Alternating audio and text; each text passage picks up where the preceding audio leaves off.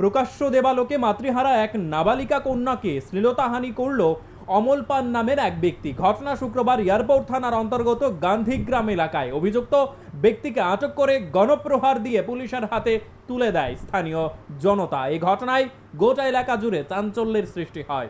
ঘটনা আমি বাড়িতে নেই, আমি যে কাজে মায়ের বাড়িতে একলা আসলো, ওই বাসনপত্র দুইটা ছিল, ডাক দিয়ে নিছে আম খাইব বলে। তো গরম আমি খাইব বলে নিয়েছিলাম, মোটিভ ধরে চেয়ারও বয় লেছে। তো মায়ের ফুলে বসে লেছে। তারপরে আপনার আমি এই মায়া, আমি তো বাড়ি কেউ নাই, তখন মায়া ভর দিয়া এই ফাড়াবাড়ি করতে করতে করতে তাই ঘরটা বাইরে গেছে গা, বাইরে দৌড় দিয়ে গেছে গা আন থেকে হেও গেছে গা। ঠিক আছে, আমার কে এসে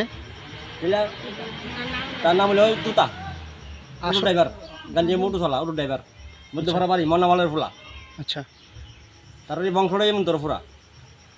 তো আর কি শুনছেন আপনি? আর তারপর মাই আমার ফোন করছে, তারপর তাড়াতাড়ি আমি বৌদিটা জানাইছি, আমার গোষ্ঠী যারা সবাই জানাইছি। তারপর আমি তাড়াতাড়ি এখন বাইতে আইছি, আইতে দেখি এমন এমন অবস্থা, থানার লুকাই লয়ে গেছে। কি চাইতেছেন আপনি এখন? আমি চাইতেছি যে ফাঁসি হইতো, একবার ফাঁসি। এমন তোর সমাজে এমন লোকের দরকার নাই। মায়া বাইন সবারই করে আছে, ইয়ে না করতে পারে কোনো আমার মায়ের জন্য ইয়ে করছে, অন্য মানুষের না করতে পারে, এমন এটা একবার ফাঁসি ধরে আমি ভালো আমি মনে করি। সুস্থ বিচার আমি চাইতেছি। ঠিক আছে, খবর পাইছেন স্যার? এখন তো তদন্ত না করে তো এখন তো আমি কিছু বলতে পারতাম না।